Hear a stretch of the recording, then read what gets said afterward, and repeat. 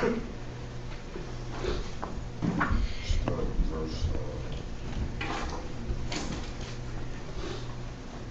13.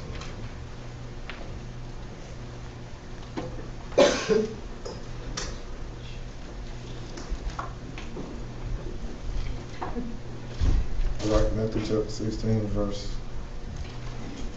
13. Tonight we're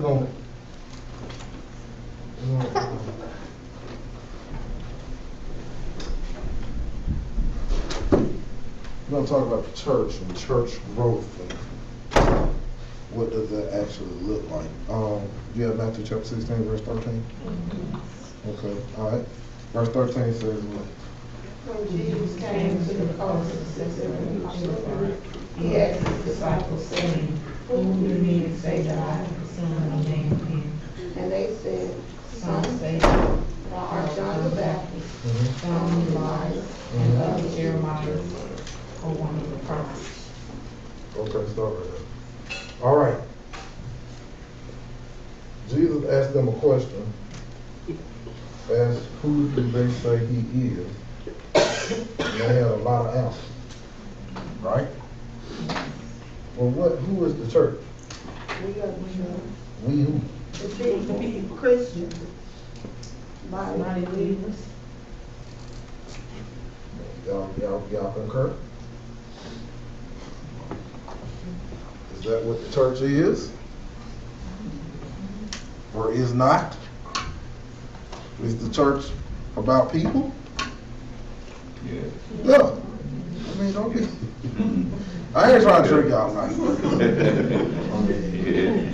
It's a long day, so I'm just trying to make it through.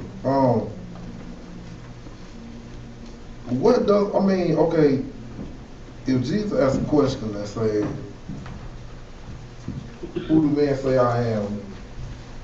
Have all these different names, all these people say, some say you John the Baptist, some say you Elijah, and others say you Jeremiah, somebody say you one of the prophets. Then he said in verse 15, he said unto them, but who say ye that I am? And then Simon Peter answered and said, Thou art the Christ, you are the Son of the living God. And Jesus answered and said unto him, Blessed are they, thou, Simon Bar-Jonah, for flesh and blood did not reveal that to you, but my Father which is in heaven. Okay, that was the right answer. All right. And watch this. And he say also unto thee that thou art Peter, and upon this rock I will build my church, and the gates of hell shall not prevail against it. This is Jesus talking, right? All right. So in verse 18, he said, Peter, and upon this rock I will build my church. My church. What Jesus pastored at? Where did he pastor? What name his church? What was Jesus' church? He was an evangelist? Come on, what you say? So he didn't have a temple named after him? No, he didn't have a certain Place. He didn't have a certain place. Interesting. But he said, upon this rock I build whose church? My church. Well, we tell folks we come to church. Where y'all going? We going to church. Don't y'all say that? Yeah, we always do. Yeah. We going to church. What y'all got tonight? We got a conference at the church. Where the church at? The church took off tonight, look like. Okay, what you finna say? I'm sorry. I think we grew up. That's just something that we grew up seeing, going to church. We're going to the church. I think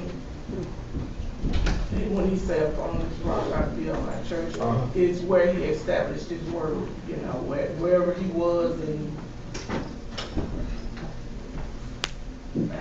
Because the church, when he, like he died for the church, I don't think it was a building, Nope, but it was for the people. but today we think the church is a building. Yeah. Jump over. That's what we say. We say, this is a church. It's a building. It ain't the church. The church right here. And the church is made up of people. Believers, people. Alright? And so let's deal with that, because what you measure of the what's your measuring stick? What's your measuring stick of a successful church? Because it ain't no building now. The growth of, not the spiritual growth of the people, not the quantity, but the quality of the people. So how do you measure that? Are you growing where you go? Are you going where you're going? How you measure that? How you know when you're growing? You come after you have to see some fruits, don't you? You can't say I'm growing, because I mean, Go everything. By change. change. Yeah. It ought to be some evidence. Yeah. If you growing where you going. I dare say this. A lot of folk come to the church building every Sunday. But 85% of the folk that come on Sunday or come to the church building, I guarantee you they are not growing spiritually. Because the word says, he that has an ear, let him hear what the Spirit says to the church. Alright? And so, if every word that's being preached, you're thinking about somebody else other than you, you ain't growing. I'm going somewhere. Because some folk think that every sermon is about somebody else. Oh, child, he got them told today. Did you hit? It was a good one, Lord have mercy. Ooh, it was just too good, and you should have got it. All right, and so I believe we're in this, and as I think somebody just said, Shatarian just said, how we grew up and how we interpret what church is and what is not. We need to rethink what the church is. One of the most, somebody that had came here Sunday, they came for the first time Sunday, came up to me after the service and said, listen, I don't know what y'all doing, I don't know what's going on, but it's some love in here. I said, for real, yeah. It ain't for fake now. This for real. I said, oh, you felt that? Yeah. I said, that's good. That's good. I said, did you feel it in certain places? I'm like, nah, I just felt it. Everybody, folks just so friendly. I ain't never felt like that in no church. I ain't have on no church clothes. Watch this. Church clothes. We all know about this. Exactly. We all know about church clothes. All right. And so he was very comfortable with that, which is a good thing, because that tells me, because I keep on telling you what you think about the church and what somebody else think about the church is totally different. You will always protect the reputation of the church because you are a member of the church. But and like Jesus did, now who do men say that I am? In other words, who do other folk out there say that we are? Who do they say we are? And then Jesus said, okay, now that you've told me what they said, now tell me what you think. All right? And then Peter, the Spirit was on him that day. And Jesus told him, you ain't say that on your own. All right, and so what you perceive the church is, or the church reputation is, may not be so. And so there's some strategic things that we need to look at, because there is an epidemic that's going on in churches, that church attendance is declining. And it's declining because people are joining ministries or joining churches or joining whatever they call them, fellowships or sects or whatever, and they're joining them and they are still not feeling like a member. And so we have this revolving door epidemic in churches because people are joining ministries and then they stay there about a couple of months and then they figure out, oh, it may be too big, don't nobody know me, I don't know nobody, so they leave out.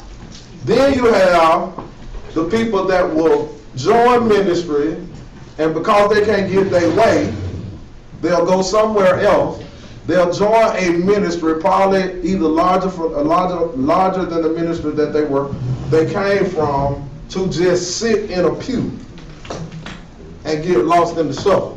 And so we have some stuff going on, not just in our church locally, but in the body of Christ, that people are not feeling what they felt 30 years ago that a church membership was. They 30 years ago, we knew everybody, we felt love, you knew your mama and them and the granddad and them, and they put the first block on the church, and he carried the brick up, we all. And so you're living now in a community where people are coming from New York, they're coming from New Jersey, they're coming from Detroit, they're coming from this place, they're coming from Chicago, they're coming from everywhere, and they don't care nothing about no building.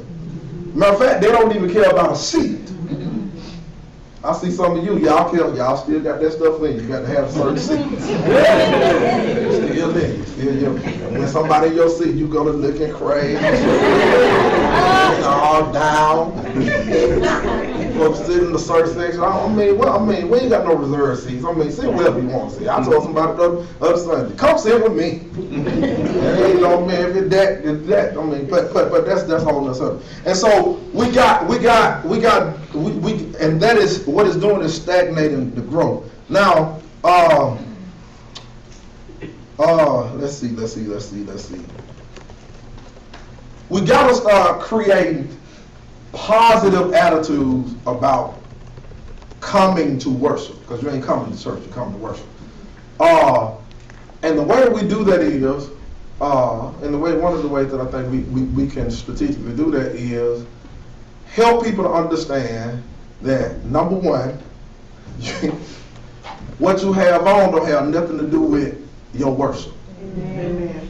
Because I believe some of us miss opportunities to evangelize or to even plant a seed in a person that will be potentially want to be a part of our ministry because they ain't wearing what we wear. Right? And you run people off. You got to understand, my generation, probably the last generation that grew up in church, that folk took them to church, they ain't have no choice. Now, y'all give children a choice. Just look straight ahead when nobody knows what I'm talking about. Oh, you tired, baby? You had a baseball game yesterday. I know it. Mama know it. Just stay on in today. Baby John, they didn't care if you played all day outside. Sunday morning, you gonna get up. Wasn't no choice. Wasn't no asking. The covers came back and you knew. She ain't gonna come in over one time. All right? And so, but we living in a time where parents give children choices. And here is what we're missing. I was looking at a statistic today, and they were saying that children born in the, I think 85, around 85 on up, do not know how to hold a conversation because they grew up with a screen in front of them. And so everything they do is on the screen. They iPad, they iPod, they whatever. They phones, computers, everything they do is on the screen. So they text everything, but when they get together, they won't even talk to one another. They can be sitting by one another, and they'll go text. Now, the downside to that is, if you don't know how to communicate, how are you going to talk to a person that's trying to get you a job? You can't text the interviewer and... All right, so some things We missed because technology has evolved. Yes, technology has evolved, but it has been a downside. There was a time that, in our houses, we would tell, our parents told us, listen, turn that TV off and read a book. All right? One thing that Kara is off in the summer, so what they do, they don't play all summer. JR and John Michael have to go to the library, and they have to, John Michael is just starting to read, but JR, and he acts like it's the worst thing in the world. That he got to read a 75 or 125 page book.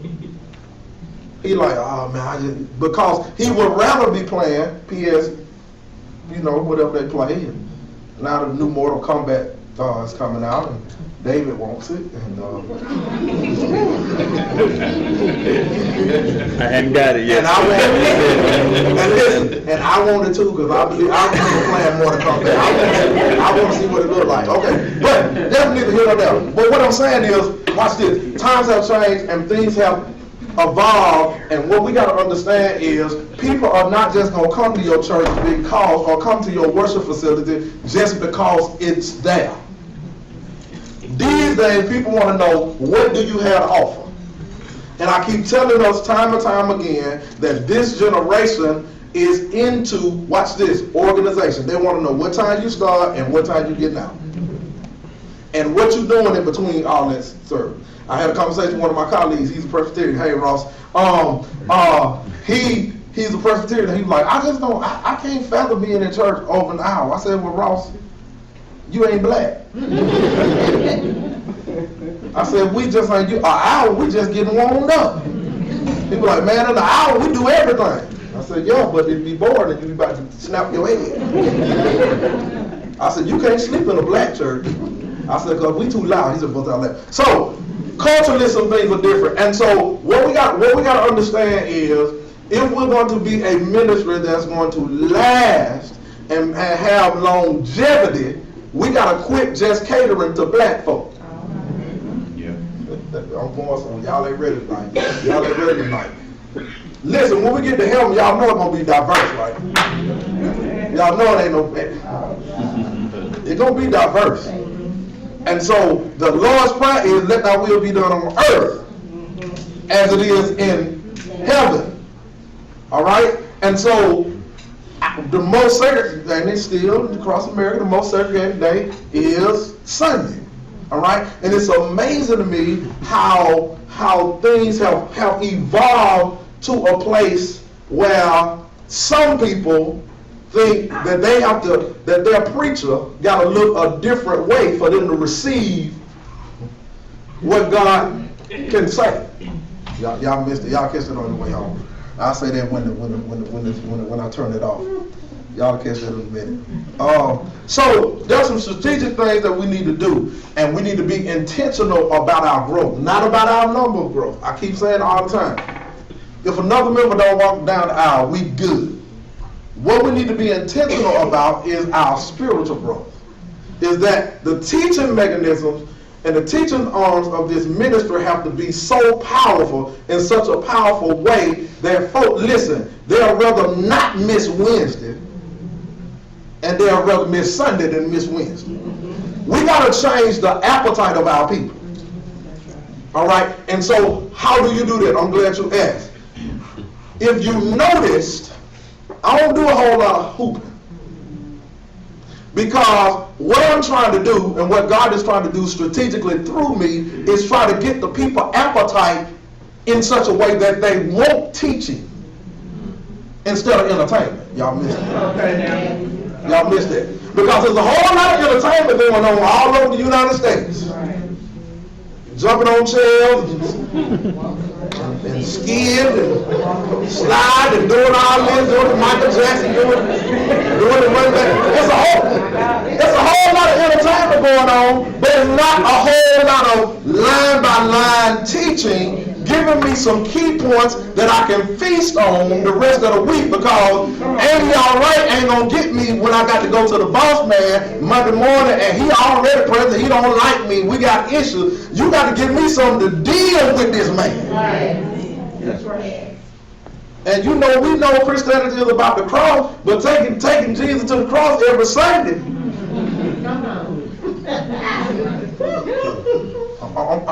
So what I'm trying to do is strategically change people's appetite for not wanting entertainment, but wanting straight word. And watch this. Oh, that don't work. You know, that's boring. What's Joel Osteen doing? Teaching. What TD Jakes doing? Teaching. What's Left No Dollar doing? What he trying to do? He getting a new tip. Brother O'Donnell, if you listening. We believe God. All right, and so we got to change the appetite, but we got to do that together. I just can't do that. We got to do it together. I look at the attendance tonight and look at the attendance at Sunday school. And look at how many folk come to church and how many folk come to teaching. But then you say you're growing spiritual. No, you're not. Because if you're growing spiritually, you'll break your neck to get here to the teaching. Yes, Lord. But some folk be breaking their neck. Oh, I got to sing. Lord have mercy. The children got the dance ministry today, and the youth doing. Let me hurry up. Your appetite is in the wrong place. And so, if you have always been feeding your spirit junk and cliches, watch this, because a lot of this work you got to do on your own. Yeah. Listen, that's why I love the word. Listen, the word, in a particular instance, you can read some passage of scripture 1,000,000 times, and it depends on what you're going through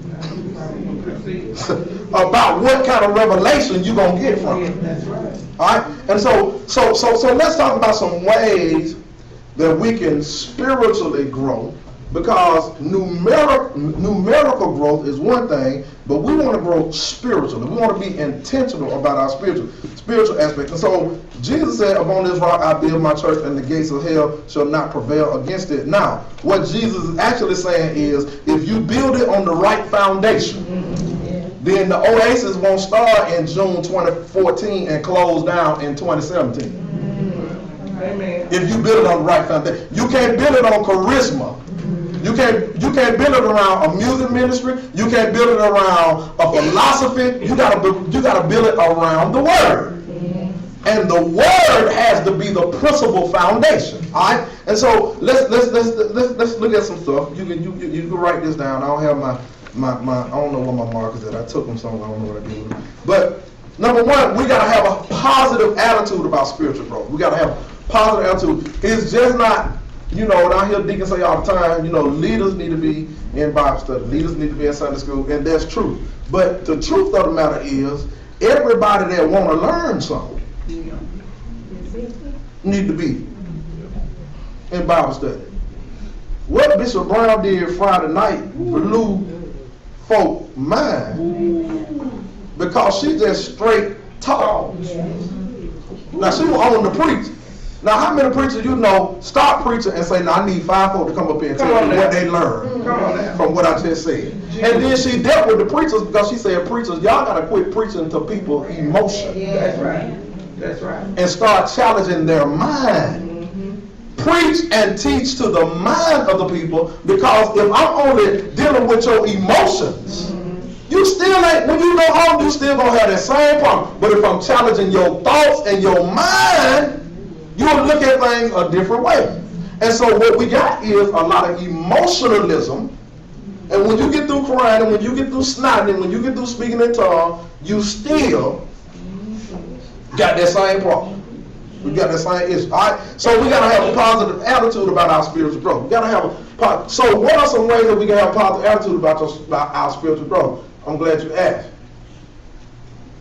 Number one, we cannot leave it all up to the pastor.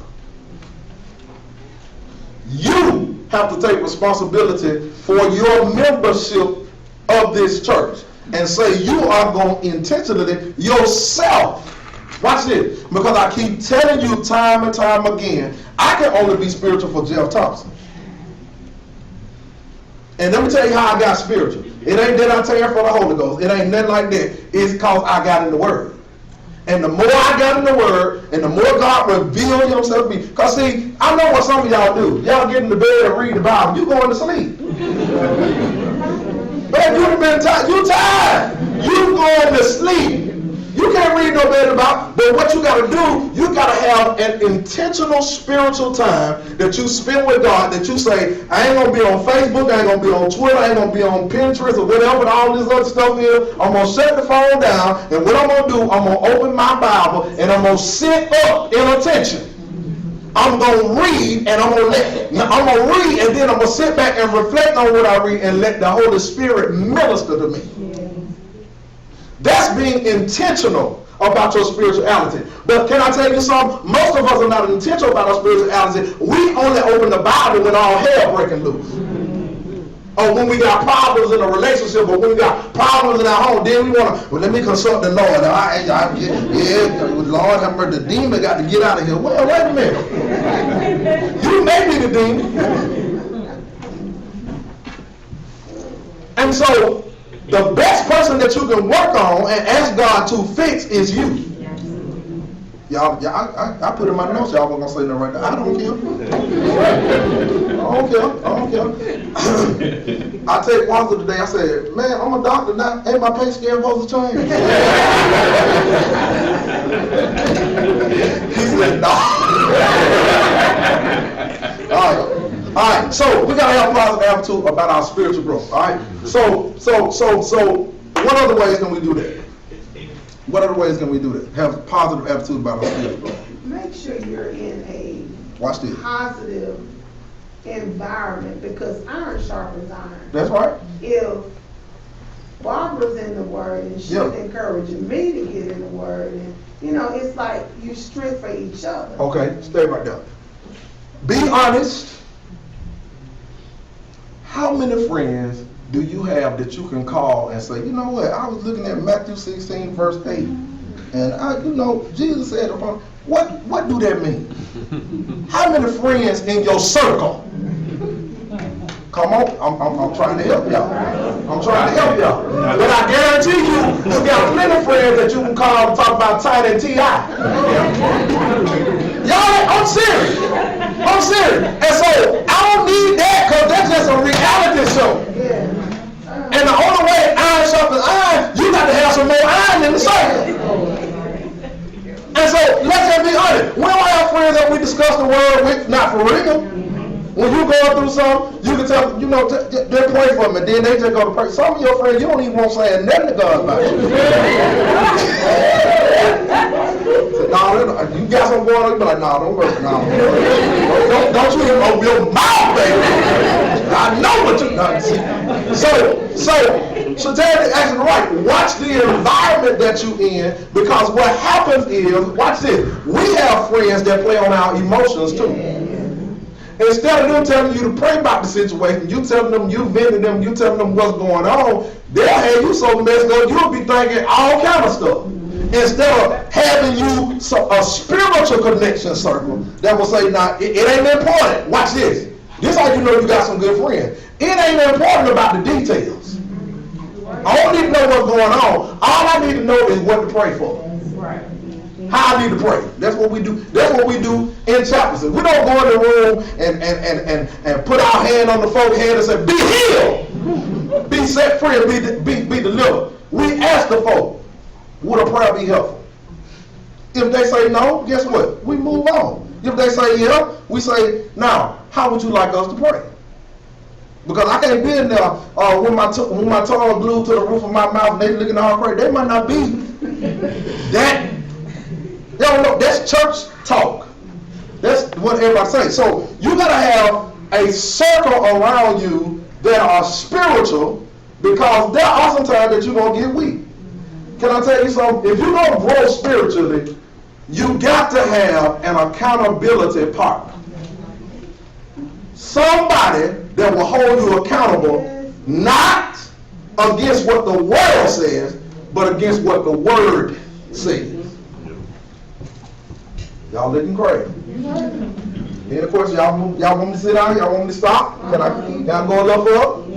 Y'all don't like this. Y'all need Have this. somebody that's gonna tell you the truth also. But see, that's the thing. This is what we do. When people tell us the truth about spiritual things, we cut them off. They look straight ahead, want nobody know what I'm talking about. We cut them off. Oh no, they trying to be so deep and stuff. No, they trying to help you.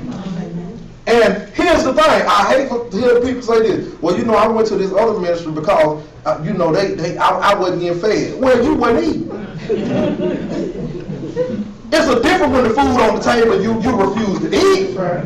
Everything that's served, you ain't gonna like. Right. Then too, Pastor, iron sharpening iron. Yeah. You know, like you said, a friend loves it at all times. Yeah. You know, and sometimes, you know, my friends tell me what might make me mad, but that's a friend. Yeah, Don't it is. tell me what's gonna make me feel good. Yeah. You know, correct me, Yeah. in my mess. Right. And don't allow me to continue to do it. Yeah.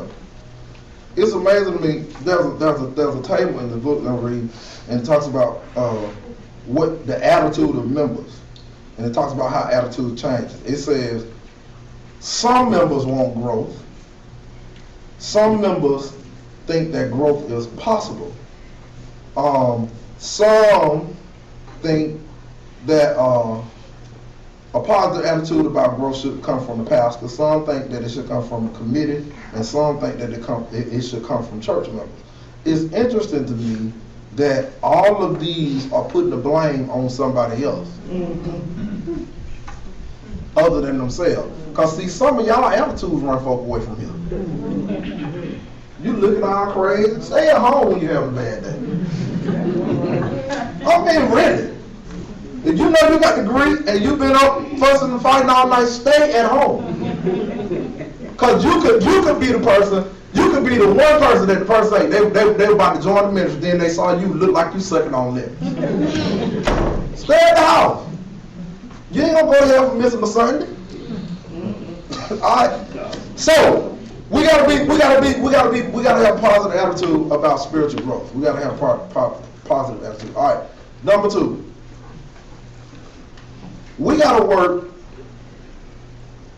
intentionally on evangelism and what's the other word I'm looking for? Not a revolving door, but we're trying to keep the people. Retention. Thank you. Who said? Ooh, you smart. You smart.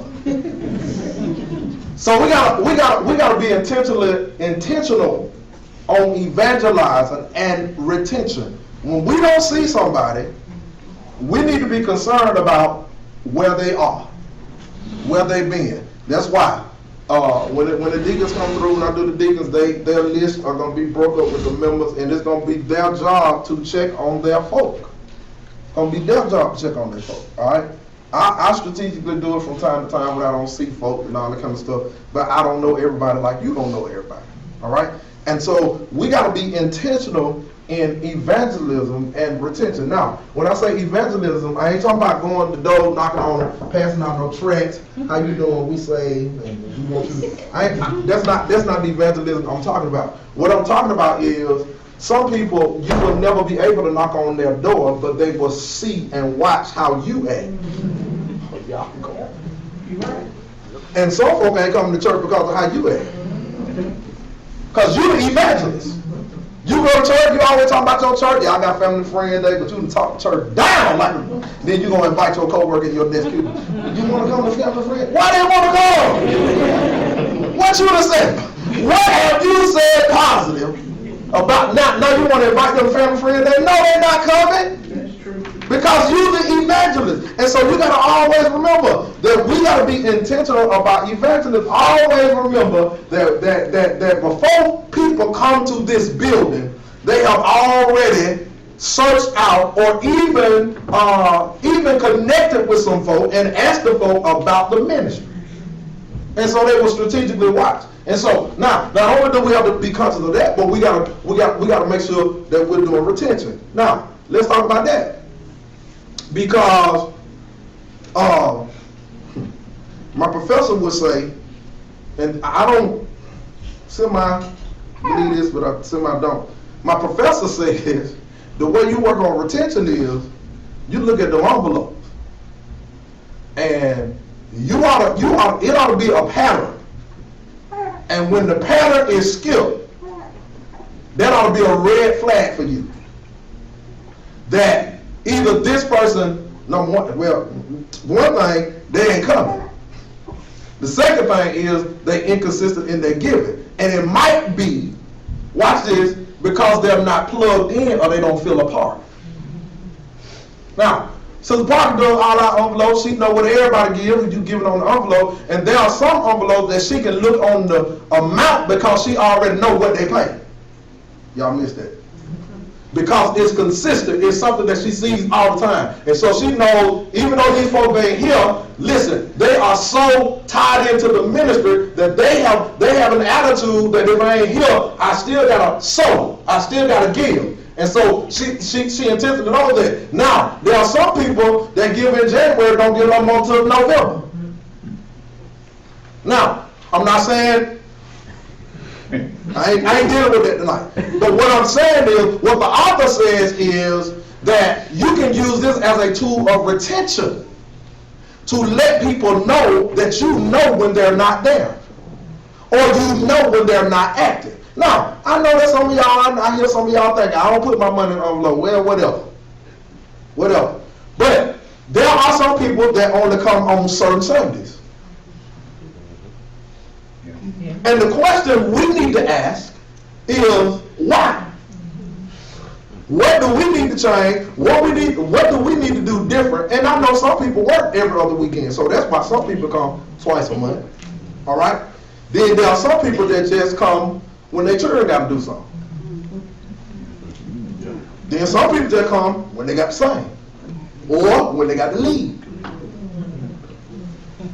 I'm serious. And so when you think about evangelism, you think about retention, you got to really look at what you're doing. All I'm saying is, we got to have a sense of community, and we all got to be accountable to each other.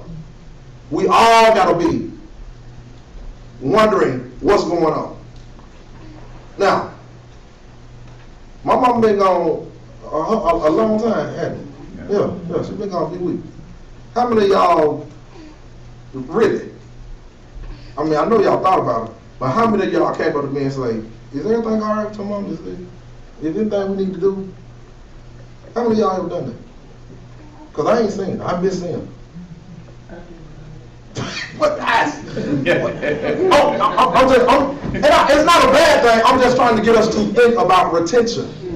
Because people that we see all the time and then suddenly we don't see them anymore, then we really need to key in on that. And then watch this now. Watch this. There are some people that don't want to be found. And then there are some people that I don't want you to find. Even where they at. I'm just saying.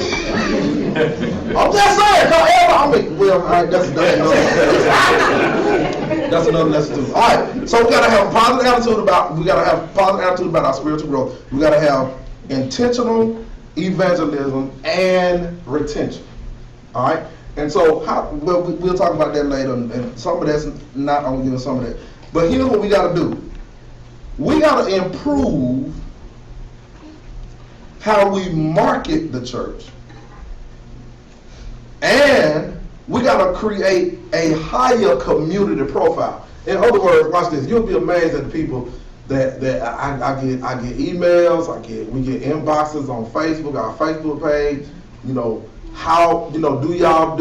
Can y'all help? I mean, my light bill need to be paid. My gas bill need to be paid. You'll be amazed because we are a church. People will. I tell you what, our church in Florida had it so bad at the health department. I think it was at the health department or county board, something else. The health department, wherever you can get assistance. Our church name was at the top of the list. Everybody called our church because it began with A, too. It was in alphabetical order, so they just needed to call us. But what I'm saying is, it makes no sense for us to be in a community and the community does not know that we're here until Wednesday and Sunday. Mm-hmm. So we got to be intentional about who we are in the community and let the community know. That's why when we did the back to school thing, was it back to school? When we did the fall festival, the reason that I told the youth director and the youth workers that we weren't going to charge, that we were going to open up everybody and we were going to invest, is because we have to look at that as an evangelism tool. To let the community know, yes, we are a new ministry, but we want you. We want you to be. We want you to fellowship, and we're gonna do that again. Matter of fact, that's gonna be an annual event. We had all 500 some folk here. You couldn't even walk, and we were just in the foyer. All right, and so we have to strategically do things like that every quarter, community oriented. Don't charge. See, that's the problem. We always want to make some money. And watch this. If you're going to do real ministry, you're going to have to spend some money. Y'all missed that. Every time you ain't going to go in the black. Sometimes you're going to go in the red.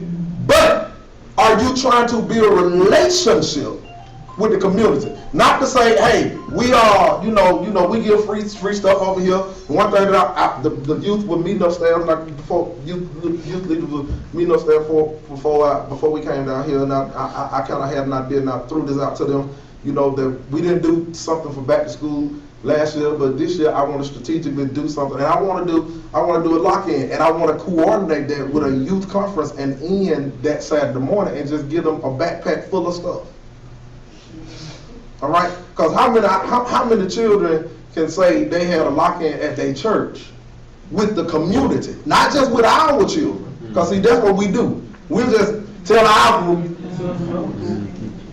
But no, we want our children to bring their friends, because their friends may be unchurched, and if their friends are unchurched, and your children are inviting them to a lock-in, they're going to get a book bag and all that kind of stuff, then I guarantee you 9 times out of 10, they're going to bother their parent to say, well, they doing this on Wednesday night, or they doing this on, I want to go back. And then the parent going to say, now wait a minute, why y'all want to go?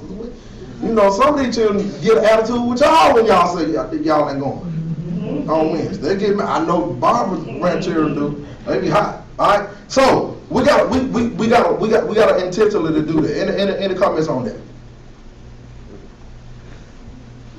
And David is doing a good job with the marketing, and he's strategically doing some things. With Facebook, it's just crazy. They put that video up from the conference, and I think almost 2,000 people viewed it. It was just, I'm saying, a hold to his hand, and over 2,000 people viewed. That's crazy. I'm like, what?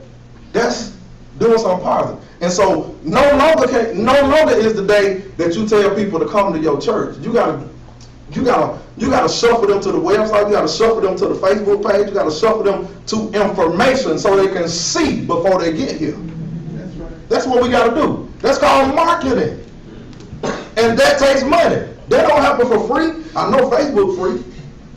All right. Well, somewhat. All right, and so you got to be able to market. You got to be able to and let the community know that you're here. And we're going to do some other things. Now, the fourth thing is, and I said this, and I tried to do this, and see, one thing y'all got to know about me. When y'all show me what y'all don't want to do, it don't bother me. I said, okay, here's what I'm going to do. Church, I said, I'm going to take my own money. I'm going to take every member out to eat at the beginning of the year. And 10 folks signed a list. It didn't hurt my feelings. It didn't hurt our feelings. I ain't having my money no way. I was believing I was stepping out on faith. Yeah, it didn't hurt me not one bit.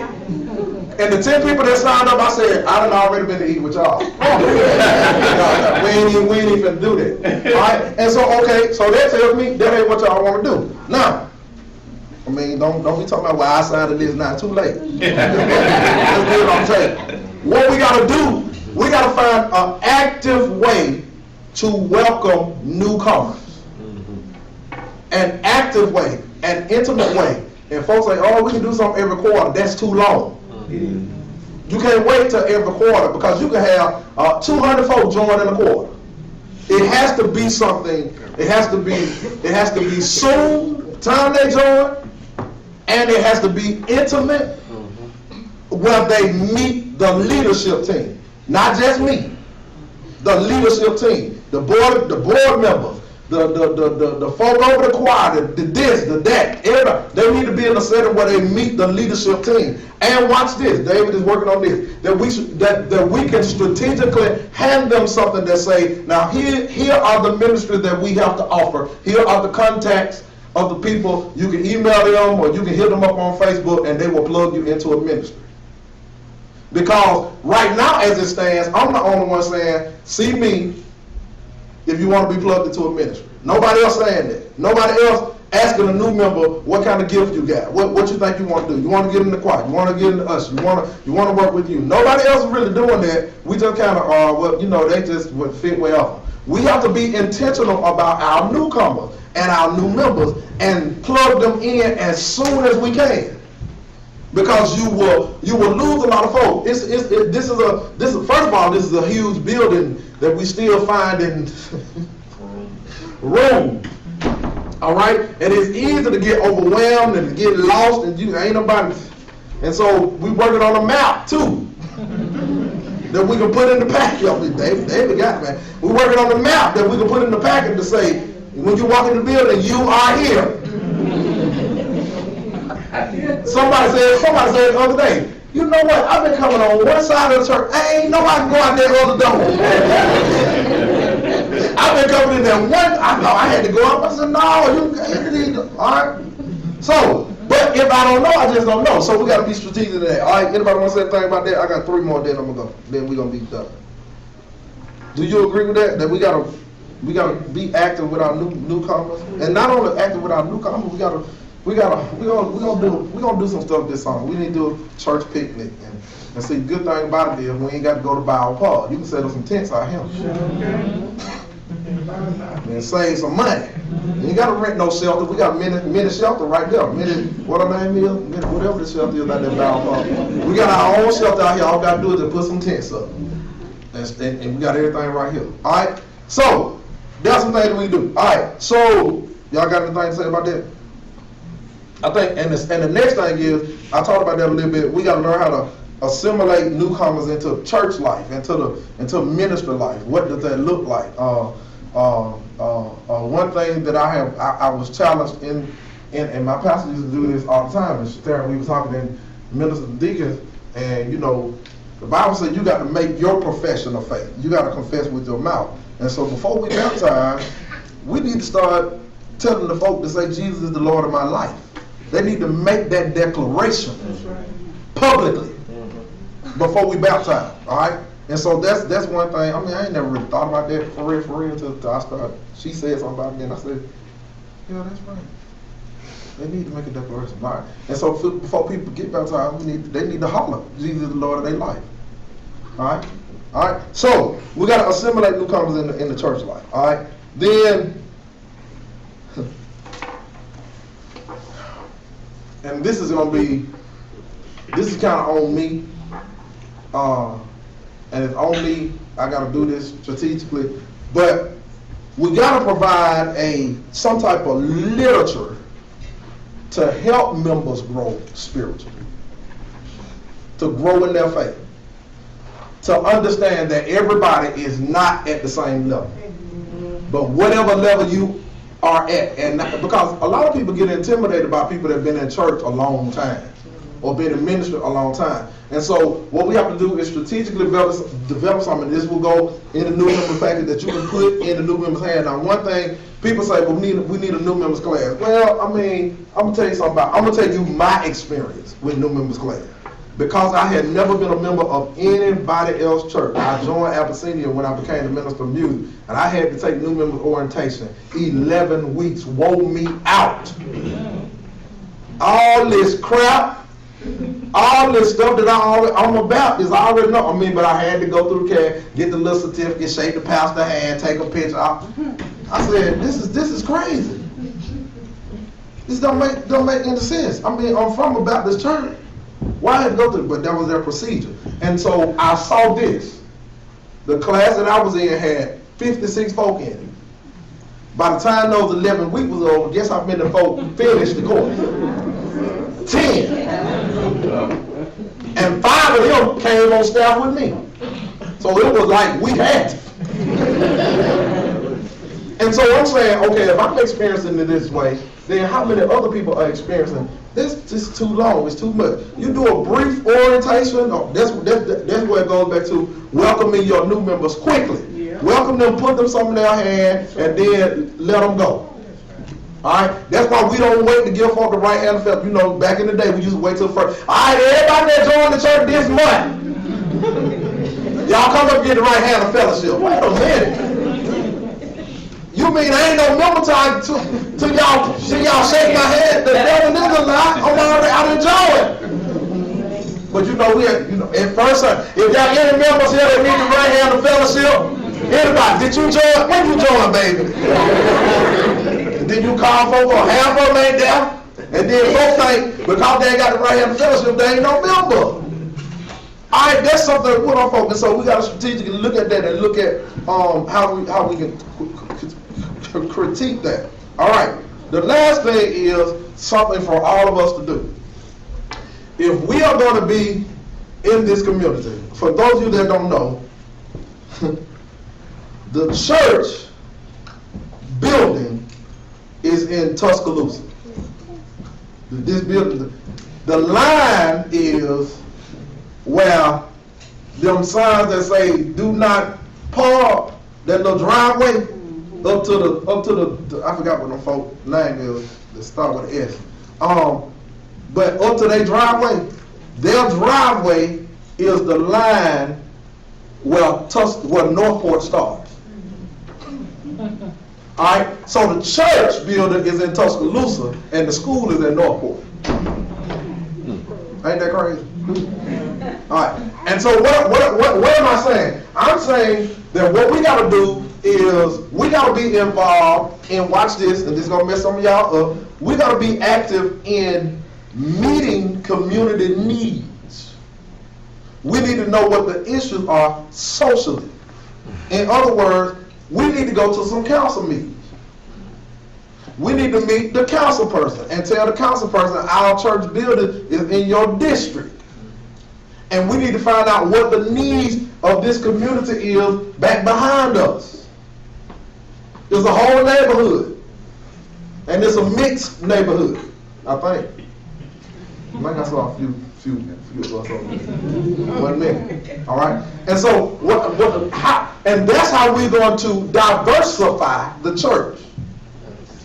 Because people are not looking for a black church or a white church. They're just looking for a church. All right? And the problem, and the question is, are we going to be that church? Are we going to be intentional?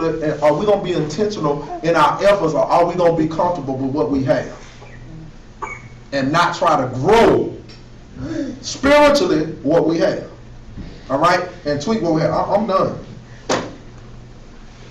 That's all I had tonight. I ain't had enough for y'all to shout about. I mean, this is just been on my mind, been on my heart, strategically planning, and you know, the implementation. Hopefully some of this that I said has burned on some of y'all heart, that some of y'all come to me and say, Pastor, what can I do?